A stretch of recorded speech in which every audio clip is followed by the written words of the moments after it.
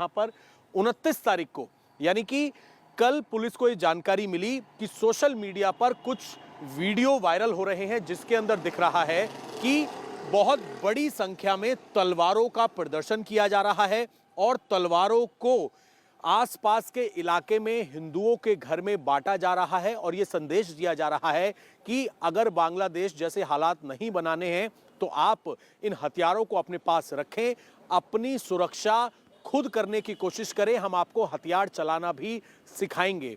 उसी जगह पर हम मौजूद हैं, ये कार्यालय है और कार्यालय के बाहर इस तरीके से ये टेबल लगी हुई हैं। इन टेबल पर जो हिंदू रक्षा दल से जुड़े लोग थे, जिसमें पिंकी चौधरी था, उसके अलावा काफ़ी सारे लोग थे। इस टेबल पर बहुत सारी तलवारों की प्रदर्शनी लगाई गई, मैसेज दिया गया और आसपास के इलाकों के अंदर इन तलवारों को हिंदू परिवारों को बांटा गया और उन्हें कहा गया कि अगर आप बांग्लादेश जैसे हालात नहीं चाहते हैं तो इन हथियारों को अपने साथ रखें, अपनी सुरक्षा के लिए आपको हथियार चलाना भी सिखाया जाएगा। तमाम तरह के धार्मिक नारे जो हैं वो भी लगाए गए और इस वजह से दोनों समुदाय में कहीं ना कहीं विवाद हो सकता था। पुलिस ने समय रहते ही, जैसे ही ये वीडियो पुलिस के संज्ञान में आया, पुलिस की टीम यहाँ पर पहुंची। यहाँ से जितने हथियार या जो तलवारें यहाँ पर लगाई गई थीं, उन तलवारों को पुलिस ने सीज किया। इसके साथ ही 30 से 35 लोगों के खिलाफ एफआईआर दर्ज की गई, जिसमें 16 नामजद लोग थे और 16 नामजद लोगों के अलावा कुछ अज्ञात लोगों के खिलाफ भी एफआईआर दर्ज की गई। पुलिस ने 10 लोगों को गिरफ्तार कर लिया है। जो हथियार थे, तलवार थी, उनको रिकवर कर लिया है। साथ ही जो हिंदू रक्षा दल का अध्यक्ष है पिंकी चौधरी, वो अभी फरार है, उसकी तलाश की जा रही है। सवाल ये खड़ा हो रहा है कि ऐसे में खुले में तलवारें रखने का मकसद क्या था और इनको बांटकर किस तरीके से नफरत फैलाने की कोशिश की जा रही थी। इसी वजह से पुलिस ने इस पूरे मामले के अंदर बड़ा एक्शन लेते हुए 10 लोगों की गिरफ्तारी कर ली है और पिंकी चौधरी की तलाश की जा रही है। गाजियाबाद के शालीमार गार्डन में पहले तलवारों की प्रदर्शनी लगाई गई और उसके बाद आसपास की जो सोसाइटी हैं, गलियां हैं, वहां पर घर घर जाकर हिंदुओं के घर पर तलवारें बांटी गई और ये कहा गया कि अगर बांग्लादेश जैसे हालात नहीं बनाने हैं तो अपनी सुरक्षा करें और धार्मिक नारे भी लगाए गए। इसी गली के अंदर की एक वीडियो है जिसमें यह दिखाई दे रहा है कि हिंदू रक्षा दल से जुड़े काफ़ी लोग जो हैं वो अपने साथ तलवार लेकर लोगों को बांट रहे हैं। सर, आपको कुछ आइडिया कि कल हिंदू रक्षा दल के लोग जो हैं वो तलवारें बांट रहे थे और मैसेज दे रहे थे कि शाम को सुना था कि इस तरह से हरकत हुई थी, लेकिन हैरानी की बात यह है, जो हमारे यहाँ पे एक गार्ड हैं, उनका नाम मिस्टर अमित है, तो वो बेचारे सोए हुए थे, बीमार काफ़ी दिनों से रहते थे। तो ये लोग अंदर आए सोसाइटी के अंदर और जबरन उनके हाथ में तलवार पकड़ा दी, जबकि उनका कोई रोल नहीं था, लेकिन बेकसूर लोग जो है इनके चक्कर में फंस गए। इनको भी पुलिस लेके गई? पुलिस लेके चली गई है। मैं भी, इनका मिस्टर अमित है। अमित है। मैं शाम को भी पुलिस स्टेशन गया था, तो पुलिस वालों का भी कहना है कि हाँ, हमें ऐसा लग रहा है कि ये कहीं इन्वॉल्व नहीं है, क्योंकि ये नेपाल का है और हम पिछले 4-5 साल से इनको जानते हैं करके। लेकिन जिस तरह की ये हरकत जो करी गई थी, ये मैं समझता हूँ ये देश के विरुद्ध है। आपको लगता है सर कि कानून है, कोर्ट है, पुलिस है, लेकिन सुरक्षा का नाम लेकर इस तरीके से हथियारों की प्रदर्शनी करना, घर घर जाकर तलवार बांटना, ये कहीं ये सब चीप पॉपुलैरिटी गेन करने के लिए है। कोई संगठन खड़ी होगी और इस टाइप की हरकतें करना, वो भी देश के विरुद्ध।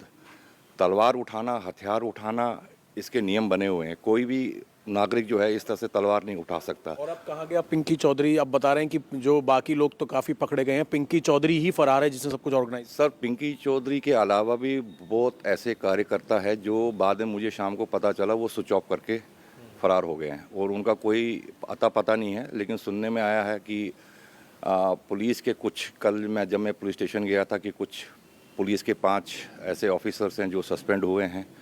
ये जानकारी है, मैं उसकी पुष्टि नहीं करता। और बाद में मेरे को ये भी पता चला कि वो लोग स्विच ऑफ करके कहीं फरार हो गए हैं और मतलब पुलिस कोशिश कर रही है कि उनके ऊपर दबिश दी जाए और उनको पकड़ा जाए। सोसाइटी के और भी लोगों से बात करते हैं। सर, आपका क्या नाम है? मेरा नाम अवतार कृष्ण रैना है। आप यहीं रहते हैं सर? कौन सा इलाका पड़ता है? शालीमार गार्डन। अच्छा, कल इसी गली की एक तस्वीर वीडियो आई है। मैं क्या यहाँ नहीं था उस वक्त, मैं बाहर ही था, मुझे पता नहीं चला। मैंने शाम को सुना कि उसको अरेस्ट करके ले गए, मगर वो बेचारा शरीफ आदमी है, वो नहीं कर सकता है ऐसा आपको काम। लगता है कि इस तरह से तलवार बांटना घर घर जाकर ये कैसा कदम है? नहीं नहीं, अच्छी बात नहीं है। तो सोसाइटी के लोग हैं, जो दूसरे भाई साहब हैं, उन्होंने भी हमें बताया। असल में अमित नाम के एक सिक्योरिटी गार्ड यहाँ पर रहते थे, जो वीडियो निकलकर सामने आई है जिसमें घर में जाकर ये बताया जा रहा है नेपाल के रहने वाले हैं और उनको तलवार पकड़ाई गई। तो सोसाइटी के लोगों का भी कहना है कि वो अपने घर में सो रहे थे, उनको अचानक आकर जो हिंदू संगठन था उन्होंने तलवार पकड़ाई और इस तरह की बातें कही कि अगर बांग्लादेश जैसे हालात नहीं बनाने हैं तो इन हथियारों को अपने घर पे रखो। धार्मिक नारे भी लगाए गए।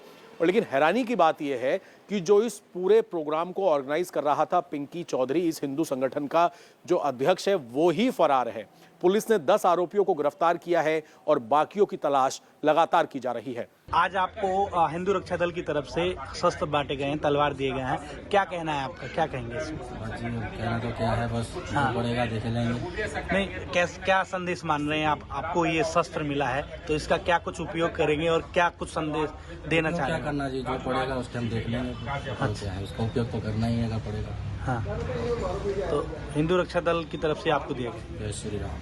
सभी भाइयों को जय श्री राम। मैं सभी को ये कहना चाहता हूँ, जिस प्रकार बांग्लादेश में हमारे हिंदू भाइयों को इस तरीके से मारा जा रहा है, घेर करके एक पागल कुत्तों का झुंड आता है और वो सबको मार के चला जाता है, तो ऐसी स्थिति बांग्लादेश में, पाकिस्तान में, कश्मीर में जैसी हुई है वो आप कल्पना तक नहीं कर सकते हैं। अब हम लोग तो एक काम कर रहे हैं, हम पूरी ताकत के साथ अपने भाइयों को, अपने हिंदू परिवारों को तलवार वितरण का कार्य कर रहे हैं और पूरी ताकत से अपने घरों में तलवार पहुंचाएंगे।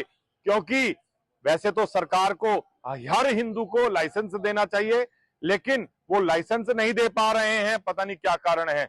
लेकिन हम लोग अपने परिवारों को तलवार से तो ताकतवर बना ही सकते हैं। अगर कोई आ जाए तो हिंदू के घर में एक अच्छा सा चाकू भी नहीं है। अपनी आत्मरक्षा के लिए हर हिंदू के परिवार में तलवार बांटने का काम हिंदू रक्षा दल विधिवत कर रहा है और करता रहेगा। किस तरह के हथियार आप लोग द्वारा बांटे गए?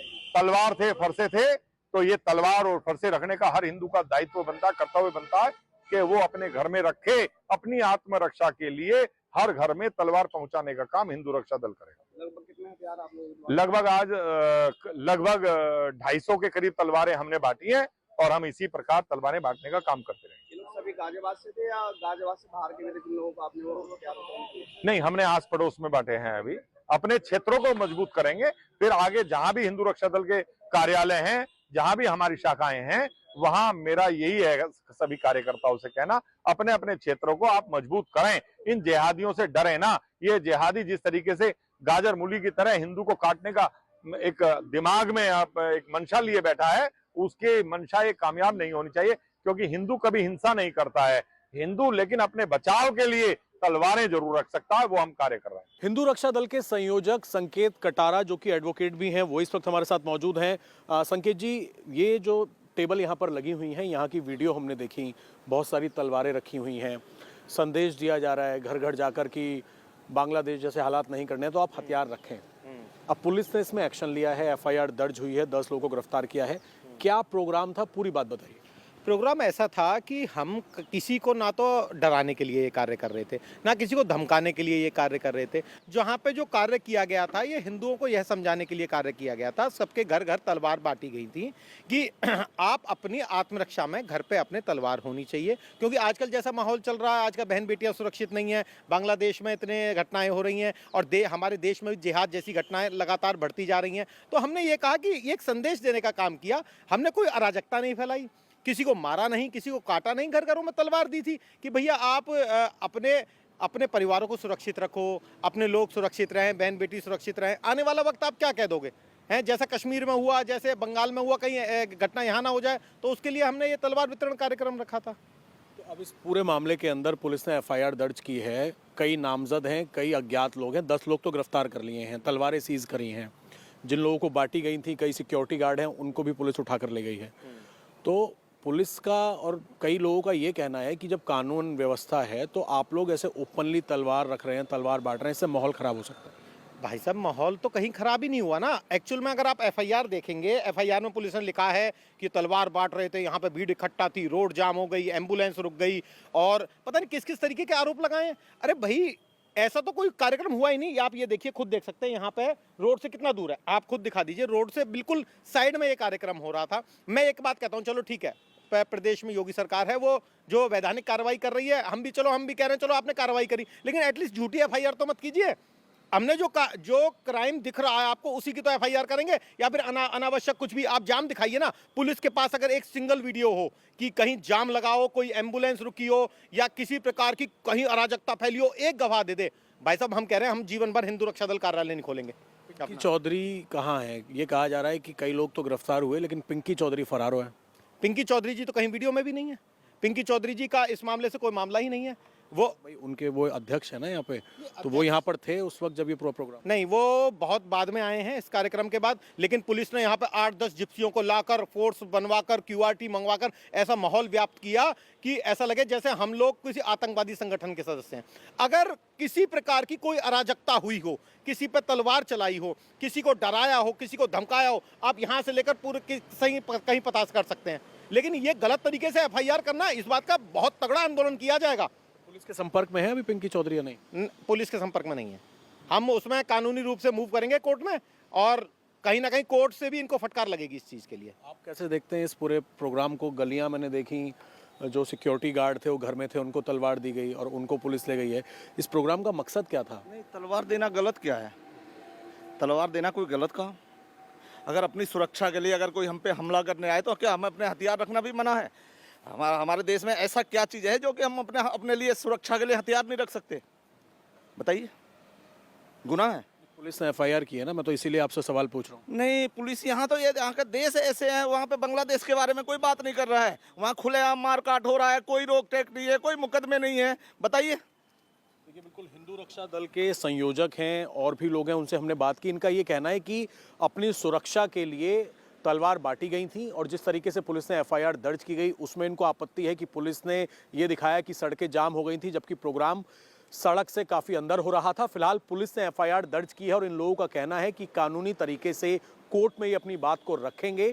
फिलहाल पुलिस ने इस पूरे मामले के अंदर 10 आरोपियों को गिरफ्तार किया है और हिंदू रक्षा दल का वर्जन हमने जानने की कोशिश की, इनका पक्ष जानने की कोशिश की। इनका ये कहना है कि अपनी आत्मरक्षा के लिए ही तलवारें घर घर बांटी जा रही थी ताकि बांग्लादेश जैसे हालात यहाँ पर पैदा ना हो सकें। कैमरामैन संजीव राणा के साथ Abhay Parashar, India TV, Shalimar garden.